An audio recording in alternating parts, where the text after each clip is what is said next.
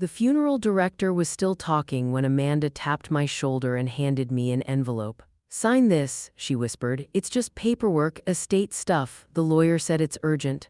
I was standing beside my husband's casket. Thomas had been gone for 3 days. The viewing didn't start for another hour, but Amanda insisted we needed to handle business before people arrived. My son Daniel stood behind her, hands in his pockets, not meeting my eyes. I looked down at the envelope, legal-sized, cream-colored. Through the viewing window I could see bold text, "Notice of eviction proceedings."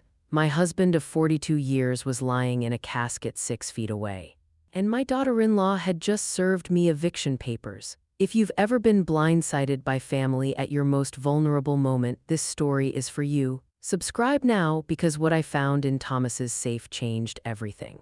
I didn't open the envelope, not yet. "What is this?" I asked quietly. Amanda's smile was practiced, sympathetic. "Just a formality, Ruth. The house technically belongs to the estate now. We're Daniel's parents' executors, so we need to formalize your living arrangement. It protects everyone." "My living arrangement?" I repeated. "In my own house." "Thomas's house," she corrected gently. "Community property laws are complicated. This just establishes that you're a tenant now until everything's settled." Daniel finally spoke. "Mom, it's standard. The lawyer said your father isn't even buried yet." Amanda touched my arm. "I know this is hard, but Thomas would want us to handle things properly, legally. Sign now and we can focus on celebrating his life." "Celebrating?" She said it like Thomas had won an award, not died of a sudden heart attack in our kitchen while making Sunday morning coffee. I looked past them at the casket. Thomas looked wrong in that suit, too formal, too stiff. He'd lived in flannel shirts and work boots. 42 years of marriage, and I'd never once seen him in a tie unless it was a wedding or a funeral. Now here he was, in both. "I need to read it first," I said. Amanda's smile tightened. "Of course, but the lawyer needs it back by Monday. That's why I brought it today, so you'd have the weekend." She walked away, heels clicking on the funeral home's polished floor. Daniel hesitated, started to say something, then followed her. I slid the envelope into my purse and turned back to Thomas. "What did you do?" I whispered. He didn't answer. He never would again. "Drop a comment and tell me where you're watching from, because what happens next could happen in any town to any grandmother anywhere." The funeral was on Saturday. 200 people filled St. Catherine's Church, Thomas's carpentry clients, my book club, neighbors we'd known for decades, the guys from his Thursday night poker group. Father Morrison gave a beautiful homily about Thomas's steady hands and generous heart. About the kitchen cabinets he'd built for the church food pantry. About the wheelchair ramp he'd constructed for old Mrs. Chen without charging her a cent. Amanda cried beautifully. Designer black dress, tasteful pearls, just enough tears to smudge her mascara but not ruin it. Daniel read a poem Thomas had liked. His voice cracked on the last line. I sat in the front pew, dry-eyed and silent, the envelope burning a hole in my purse. At the reception afterward, Amanda worked the room like a hostess. She hugged my friends, accepted their condolences, gestured toward the catering she'd insisted on arranging so I wouldn't have to worry about anything. "Ruth's been so strong," I heard her tell someone, "but she's 73. This has been such a shock. We're worried about her being alone in that big house." 73, she said it like I was ancient. Like I was already halfway to my own funeral. I was standing by the window when Daniel approached. "Mom, did you get a chance to look at the paperwork?" I looked at it. And I'm not signing anything until I talk to a lawyer." His jaw tightened. "Mom, we're trying to help. Amanda's been managing estate settlements for years. She knows." "Amanda's a real estate agent, Daniel, not an estate attorney. She's worked with estates. She knows the process." "Then she should know that serving eviction papers at a funeral is cruel." He flinched. "It's not an eviction, it says eviction right on the front. That's just legal terminology. Nobody's evicting you. We're protecting the estate. From me, from complications." "Mom, the house is worth almost $900,000 now. We need to formalize everything for tax purposes, probate, all of it." "Amanda's trying to make this easier." I looked at my son, really looked at him. When had he started wearing suits that expensive? When had his watch started costing more than our first car? "Where's the will, Daniel?" "What? Your father's will, the one he updated 5 years ago. Where is it?" "The lawyer has it." "Which lawyer?" He hesitated. Amanda's handling that. Amanda's handling my husband's will. Mom, I want to see it. You will. At the reading, that's Monday at 2. I want to see it now. His phone buzzed. He glanced at it, then at me. I have to take this. We'll talk Monday, okay? After the reading. He walked away before I could respond. I stood by the window watching people eat finger sandwiches and tell stories about Thomas, about what a good man he was, how devoted to his family, how he'd do anything for the people he loved, and I wondered what he'd known that I didn't. That night, I sat alone in the house Thomas and I had bought in 1983. 4 bedrooms, 2 baths, detached garage where Thomas kept his woodworking tools. We'd raised Daniel here, celebrated 42 Christmases. Painted the living room 6 different colors, replaced the roof twice. Every inch of this house had a memory attached to it, and according to the eviction notice in my purse, I now had 60 days to vacate. I pulled out the document and read it properly this time. Notice to quit premises, property address, 847 Sycamore Lane, Greenfield, MA. Current occupant, Ruth Ann Morrison, property owner. Morrison Family Trust trustee/legal representative, Daniel Morrison and Amanda Morrison. My hands started shaking around paragraph 4. Said occupant has been residing in the property without formal lease or rental agreement. As trustees of the Morrison Family Trust, we hereby provide 60 days notice to vacate the premises. Failure to comply will result in formal eviction proceedings. Residing without a lease, in my own home. In the house Thomas and I had scrimped and saved to buy, I read it 3 more times, then pulled out my phone and called Daniel. Voicemail. I called again. Voicemail. Type blocked if you've ever had family ignore you at the worst possible moment. I didn't sleep that night. At 3 a.m. I got up and went to Thomas's workshop in the garage. The space still smelled like sawdust and mineral spirits. His tools hung on the pegboard exactly where he'd left them. A half-finished rocking chair sat in the corner, a Christmas gift he'd been making for our first grandchild, due in March. Daniel's baby, my grandchild, the grandchild I might never meet if Amanda had her way. I sat in Thomas's work chair and let myself cry for the first time since he died. When the tears finally stopped, I noticed something. The large rolling toolbox in the corner, the red Craftsman Thomas had bought himself for his 60th birthday, was pulled slightly away from the wall. Thomas never left things out of place. Everything in this workshop had a spot, a purpose, a system. I walked over and pulled the toolbox further out. Behind it, built into the wall, was a small safe. Gray metal, combination lock, barely visible in the dim light. I'd never seen it before. My heart was pounding as I knelt down and examined it. No dust on the dial, which meant Thomas had accessed it recently. The combination lock had 4 numbers. I tried our anniversary, 0-6-1-5. Nothing. Daniel's birthday, 0-8-2-3. Nothing. My birthday, 1-10-4. Nothing. Then I remembered. The number Thomas doodled on scratch paper when he was thinking. The number he claimed was just random whenever I asked about it. 4-2-7-9. I spun the dial. The safe clicked open. Inside were 3 things: a manila envelope thick with papers, a USB drive, and a handwritten note on yellow legal paper with 2 words in Thomas's distinctive block letters: Trust Ruth, subscribe if your heart is racing. Because what was in that envelope destroyed everything Amanda had planned, I carried everything back to the kitchen table. The envelope contained documents, lots of them. I spread them out in the warm circle of lamplight. The first was a will. Not a copy, an original, signed and notarized.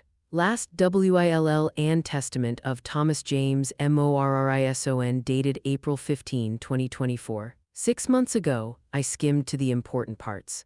I leave all my worldly possessions, including but not limited to our marital home at 847 Sycamore Lane, my workshop and tools, my truck, and all financial accounts, entirely and solely to my beloved wife, Ruth Ann Morrison. I specifically exclude my son Daniel Morrison from inheriting the family home or any real property. He may receive personal items of sentimental value, but no real estate or financial assets shall pass to him or his spouse Amanda Morrison under any circumstances. I have made this decision after discovering evidence of financial manipulation and exploitation. My wife is to be protected at all costs. I read that paragraph 3 times, financial manipulation. I flipped through the other documents, bank statements going back 18 months. Our joint checking account, the one Thomas and I shared for 40 years, except these statements showed withdrawals I'd never made. $5,000 on March 12th. Memo, loan to Daniel, $8,000 on July 3rd. Memo, investment DM, $12,000 on September 18th. Memo, family loan, $15,000 on November 2nd. Memo, emergency Daniel, $40,000 in 8 months, all to Daniel. None of which I'd known about. The final document was a printed email chain. From Daniel Morrison to Thomas Morrison. Date, October 15, 2024. Subject: Need to talk urgent. Dad, Amanda and I are in serious trouble. Her real estate investments went bad and we're looking at foreclosure. We need $50,000 to stop it. Can you help? I know it's a lot, but we're desperate. Amanda says if we can just get through this quarter, we'll be fine. Thomas's response: Daniel, I've given you $40,000 this year alone. I won't enable this anymore. You and Amanda need professional help, financial counseling, maybe marriage counseling. I love you, but I'm done funding poor decisions. Daniel's reply: then we'll lose everything. You're really going to let that happen to your own son? Mom doesn't need to know. We can keep this between us. Thomas, that's the problem. You're asking me to lie to your mother. The answer is no. The final email was from Daniel, dated October 23rd. Fine, don't help. But when Amanda and I figure this out on our own, don't expect us to forget who turned their back on us. I sat back in my chair, hands trembling. Thomas had known. He'd known Daniel and Amanda were in financial trouble. He'd known they were desperate, and he'd protected me by changing his will and hiding evidence where I'd eventually find it. Comment: protected, if you understand why Thomas did this, because he knew what was coming. I plugged the USB drive into my laptop. It contained one folder, audio files, October 2024. I clicked the first one, dated October 28th. Thomas's voice came through the speakers, recorded on his phone. Ruth, if you're hearing this, I'm gone and something's happened. I need you to know what I discovered. A pause. I could hear him breathing, gathering his thoughts. Daniel and Amanda are in severe debt. Over $300,000 between bad investments, credit cards, and a second mortgage on their condo they never told us about. Amanda came to me 3 weeks ago with a proposal. Another pause. She said we should put the house in a family trust with her and Daniel as trustees. Said it would protect assets, reduce estate taxes, make things simpler when we're gone. She had all the paperwork already drawn up, very professional. Very convincing. I said I needed to think about it. That's when I hired a private attorney to review the documents. Ruth, if we'd signed those papers, we would have signed away our house. The trust was structured so that Daniel and Amanda could sell the property immediately with or without our consent and keep the proceeds to pay their debts. My hand went to my mouth. I confronted Daniel. He claimed Amanda didn't understand the paperwork, that it was a mistake. But I had the attorney review it 3 times. It wasn't a mistake, it was theft disguised as estate planning.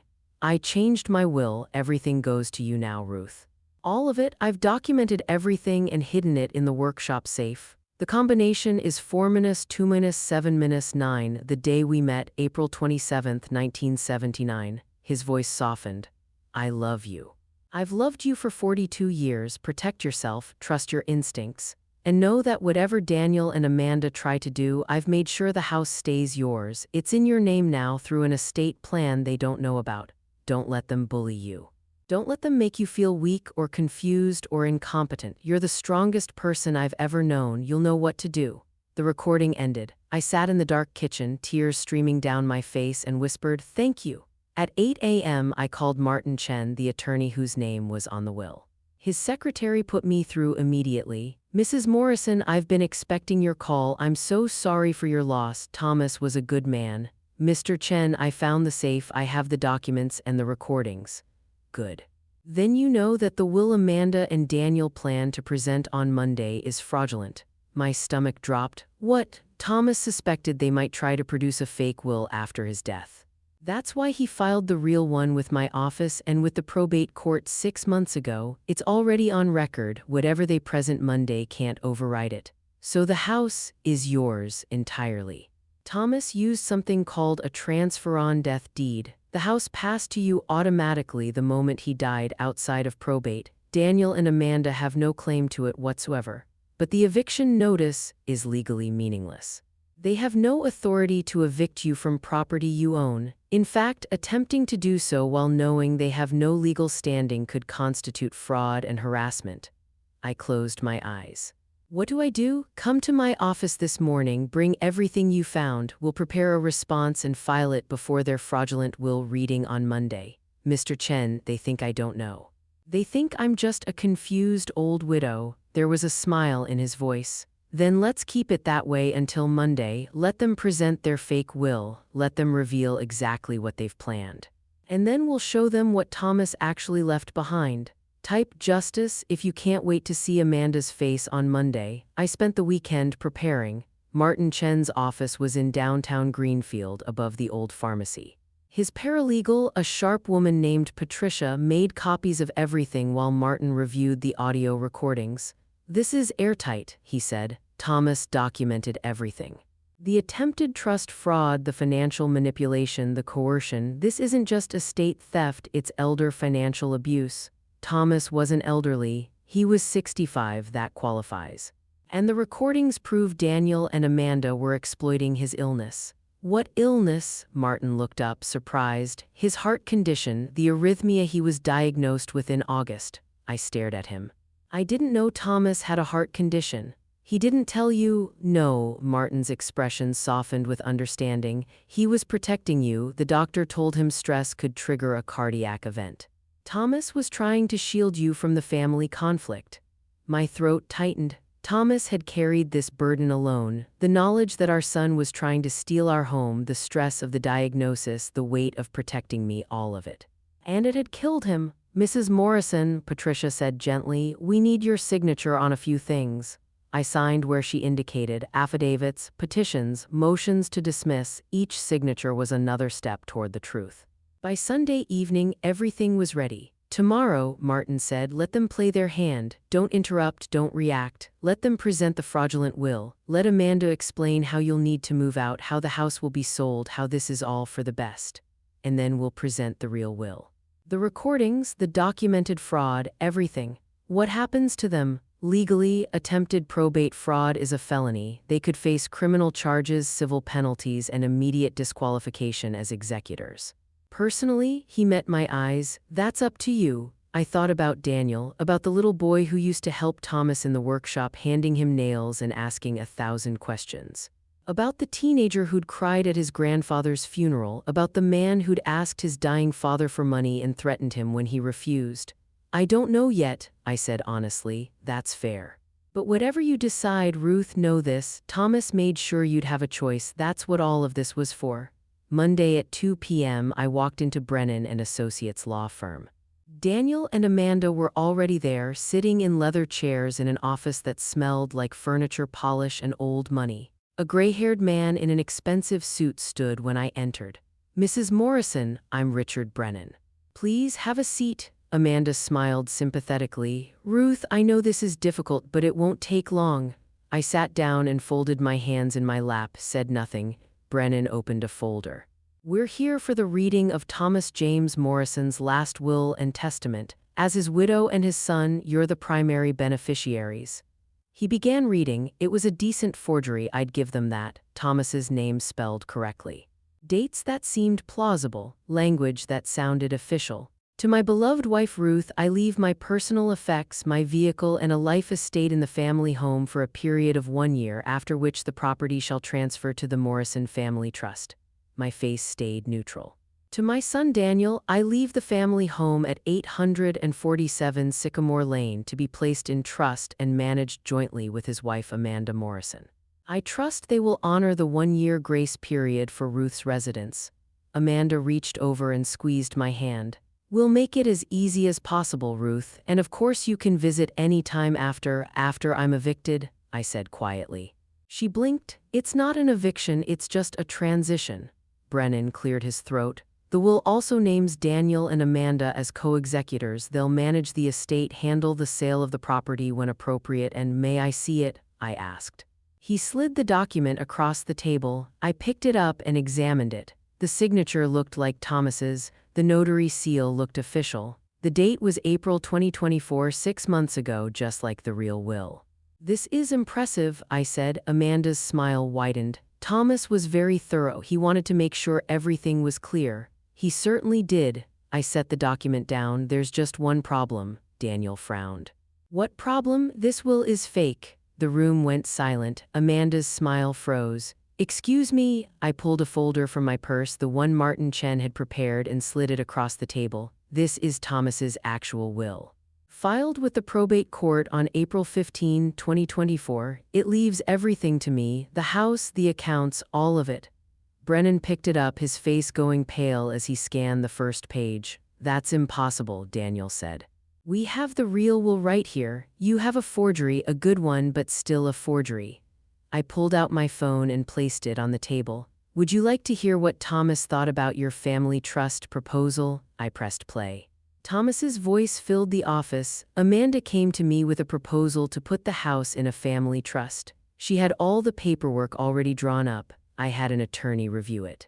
If we'd signed, Daniel and Amanda could have sold the property immediately and kept the proceeds. It was theft disguised as estate planning." Amanda's face went white. I stopped the recording. "There are 4 more recordings, all dated. All documented, all of them describing your attempts to manipulate my husband into signing away our home." "Ruth," Daniel started, "you don't understand." "I understand perfectly. You're $300,000 in debt. You needed money and you decided to steal our house to get it." Brennan stood abruptly. "I think we need to pause." "Sit down," I said calmly. "We're not finished." Something in my voice made him sit. I pulled out the next document. "This is a report from a private investigator Thomas hired. It details your debts, Amanda, the bad real estate deals, the credit cards, the second mortgage you hid from Daniel. The foreclosure notice you received 3 weeks before Thomas died." Amanda's hands were shaking. "And this," I continued, pulling out the final page, "is an affidavit from the notary who supposedly witnessed Thomas signing your fake will. She says she's never met Thomas Morrison. She says someone paid her $2,000 to notarize a document without checking identification." Daniel's voice was barely a whisper. "Mom, Thomas died protecting me from you." I stood up. "He changed his will, he documented everything, he made sure that no matter what you tried, I'd be safe." I looked at Brennan. "Mr. Brennan, I assume you had no knowledge that this will was fraudulent." His face was gray. "Mrs. Morrison, I assure you, then I suggest you cooperate with the investigation. Otherwise, you're an accessory to probate fraud." I gathered my papers and walked toward the door, then I stopped and turned back. "The house is mine, the eviction notice is void, and if either of you contacts me again, I'll file criminal charges for fraud, attempted theft, and elder abuse. Martin Chen is my attorney, all communication goes through him." Amanda found her voice. "You can't do this, we're family." I looked at my son, at the man who'd watched his father's funeral and thought about stealing his widow's home.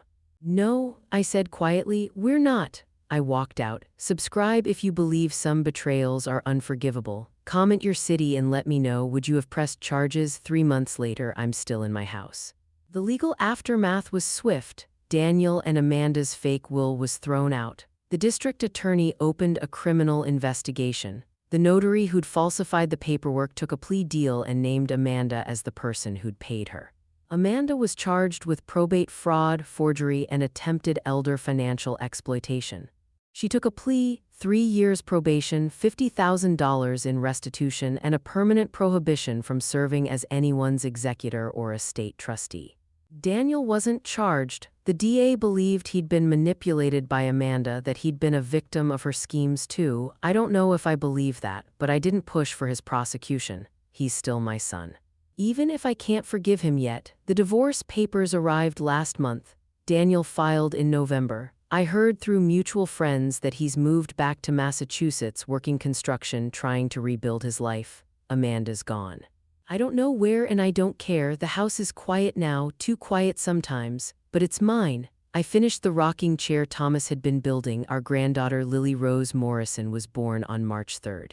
Daniel brought her to meet me when she was 2 weeks old. We sat on the porch, the baby sleeping in the chair Thomas made, and we didn't talk about the trial or the fraud or any of it. We just sat, a grandmother, a son, and a baby, trying to figure out if healing was possible. I don't know if Daniel and I will ever be okay. I don't know if I can fully trust him again, but I know Thomas would want me to try. If this story touched you, share it. Because there are grandmothers out there right now being told to sign papers they don't understand, being pressured by family who should protect them. Learn from my story. Never sign anything at a funeral. Grief makes you vulnerable. Keep your own copies of deeds, wills, and financial documents. Trust your instincts. If something feels wrong, it probably is. Talk to your own lawyer, not the lawyer your family chooses. You're not too old to protect yourself. Age is not incompetence. Thomas left me more than a house. He left me proof that I was worth protecting, that my home, my security, my life mattered. He left me the tools to fight back. And in the end, that was the greatest gift he could have given me. I still talk to him sometimes, when I'm working in the garden he planted, when I'm sitting in the workshop he built, when I'm rocking his granddaughter in the chair he made. I tell him about my day, about Daniel's slow progress toward redemption, about Lily's first smile. And sometimes when the house is very quiet, I swear I can feel him answer, "Trust yourself, Ruth, you always did know what to do." The house is mine, the memories are mine, the future is mine, and nobody, not even my own son, can take that away. Subscribe and share this story, because the best way to honor the grandmothers who protect us is to protect the grandmothers who need us. Comment below, what would you have done in Ruth's situation, forgiveness or justice? Until next time, trust your instincts, protect what's yours, and remember, you're never too old to fight back.